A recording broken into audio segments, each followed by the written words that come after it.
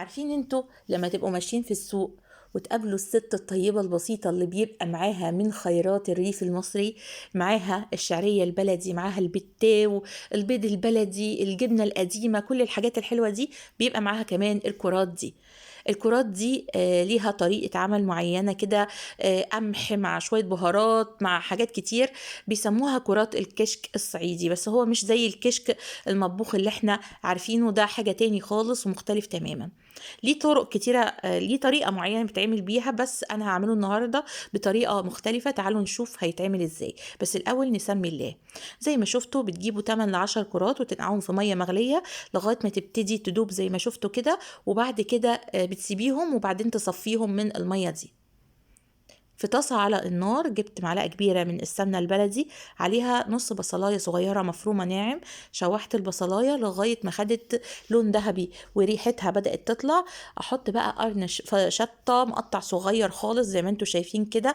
عليها طماطماية مبشورة. انا هنا بنتي بتساعدني فبشرت لي نص الطماطمايه، وشويه كده هتلاقوا النص التاني نازل.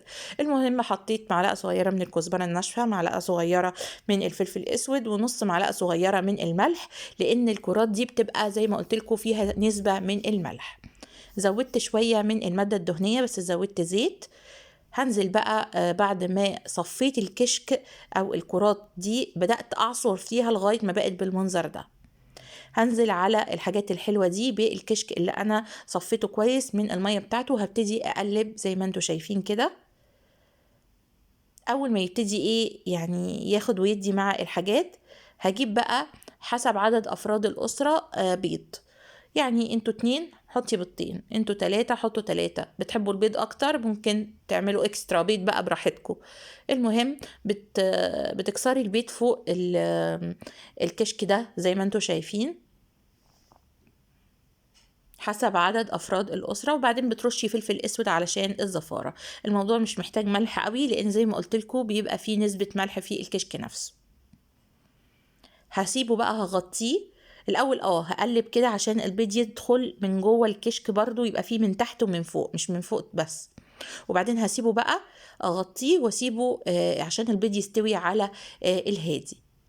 بعد ما البيض يستوي بهز الطاسه كده، لو حسيت ان لسه في شويه ما استووش اغطي لغايه ما يكمل سوا خالص. بعد ما استوى تماما زي ما انتوا شايفين بيشكشك كده في الطاسه، رهيب رهيب رهيب. قطعت شويه طماطم فريش وشويه من الفلفل الشطه وحطيته على الوش. تعالوا بقى ندوق بالعيش البلدي الأصيل بتاعنا الأسمراني ده، بيبقى تحفة مع الأكلة دي. الأكلة دي الصراحة أنا بحبها فطار غدا عشاء، يعني بتنفع معايا في كل وقت. جربوها وإن شاء الله هتعجبكم. لما تشوفوا الست دي هاتوا منها الكرات دي وهتعجبكم بإذن الله. ما تنسوش اللايك والشير. ألف هنا وشفا. أشوفكم الفيديو الجاي ومع السلامة.